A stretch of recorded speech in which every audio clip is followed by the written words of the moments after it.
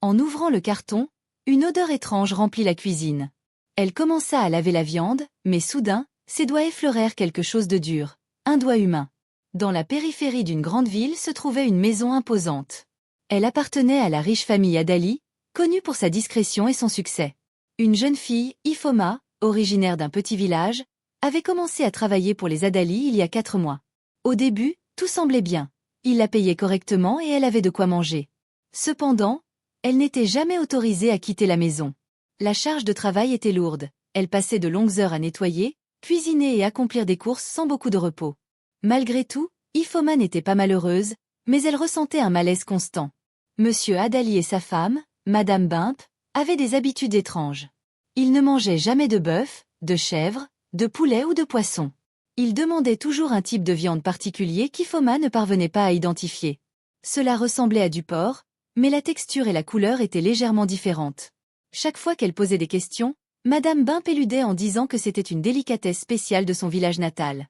Ifoma tenta d'ignorer son inquiétude croissante, se convainquant que cela ne la regardait pas. Peut-être que ce couple avait simplement des goûts bizarres ou des restrictions alimentaires. Cependant, ses soupçons s'accentuèrent lorsqu'elle remarqua que personne d'autre dans la maison ne mangeait cette étrange viande. Jude, le chauffeur, et Maro, le gardien, refusaient poliment chaque fois qu'on leur en proposait, prétextant qu'ils avaient déjà mangé ou qu'ils n'avaient pas faim. Quand Ifoma tenta de leur demander pourquoi, ils la regardèrent avec crainte et lui dirent de ne pas se mêler de ce qui ne la concernait pas. Un jour, Madame Bimp rentra avec un grand carton rempli de cette mystérieuse viande et demanda à Ifoma de la préparer immédiatement. En ouvrant l'emballage, une odeur étrange envahit la cuisine, différente de tout ce qu'elle avait connu auparavant. Tandis qu'elle lavait la viande, ses mains tombèrent sur un objet dur et inhabituel. Puzzlée, Ifoma sortit la pièce de l'eau. C'était un os long et fin, différent de tout ce qu'elle avait vu dans de la viande.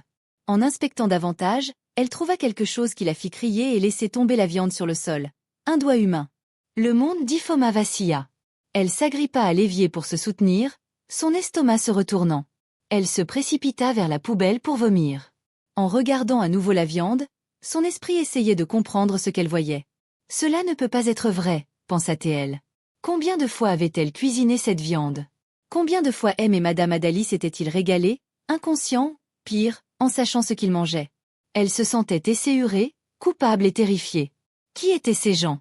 Ifoma savait qu'elle devait quitter cette maison immédiatement. Mais partir était plus facile à dire qu'à faire. Les grilles étaient toujours fermées à clé, et Maro, le gardien, ne permettait à personne de sortir sans l'autorisation de M ou Madame Adali. Jude, le chauffeur, était tout aussi inflexible. Pendant les jours suivants, Ifoma fit semblant de ne rien savoir. Elle exécuta ses tâches en silence, baissant la tête et évitant tout contact visuel. Mais, intérieurement, elle planifiait son évasion. Tard dans la nuit, elle explorait la maison à la recherche d'une issue. Escalader la clôture était impossible. Elle était trop haute et couverte de tessons de verre. S'échapper lorsque la porte était brièvement ouverte était risqué, car Maro surveillait toujours. Une après-midi, elle remarqua un détail qui lui donna un espoir. Jude, habituellement méticuleux pour verrouiller la voiture, laissa la porte arrière légèrement entr'ouverte alors qu'il parlait distraitement au téléphone. Ifoma décida de tenter sa chance. Elle se glissa dans la voiture et se cacha sous une couverture à l'arrière. Son cœur battait à tout rompre alors qu'elle priait pour que personne ne la découvre.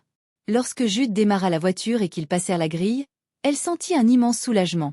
Mais celui-ci fut de courte durée, car Jude s'arrêta au marché pour faire des courses. Ifoma profita de l'occasion pour sortir discrètement et se fondre dans la foule.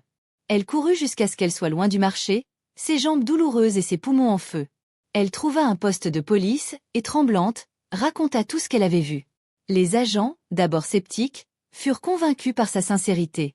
Une enquête fut lancée, et ce qu'ils découvrirent choqua toute la ville. Madame Bimp faisait partie d'un réseau de marchés noirs impliqués dans le trafic d'organes humains et de viande. Les preuves retrouvées chez les Adali les lièrent à ce commerce horrible. M et Madame Adali furent arrêtés et leurs sombres secrets exposés. Grâce au courage d'Ifoma, de nombreuses vies furent sauvées et justice rendue. Elle trouva un endroit sûr où commencer une nouvelle vie, loin des horreurs qu'elle avait fuies. Le souvenir de ces événements la hantera toujours, mais elle savait qu'elle avait accompli quelque chose de grand. La morale de cette histoire, ne jamais ignorer ses instincts. Si quelque chose semble mauvais, même derrière une façade de richesse et de respectabilité, il vaut mieux affronter la vérité que vivre dans la peur. Ayez le courage de parler, car votre voix peut faire une différence. Merci d'avoir écouté mon histoire. Si elle vous a plu, N'hésitez pas à vous abonner et à activer les notifications pour ne manquer aucune nouvelle histoire captivante.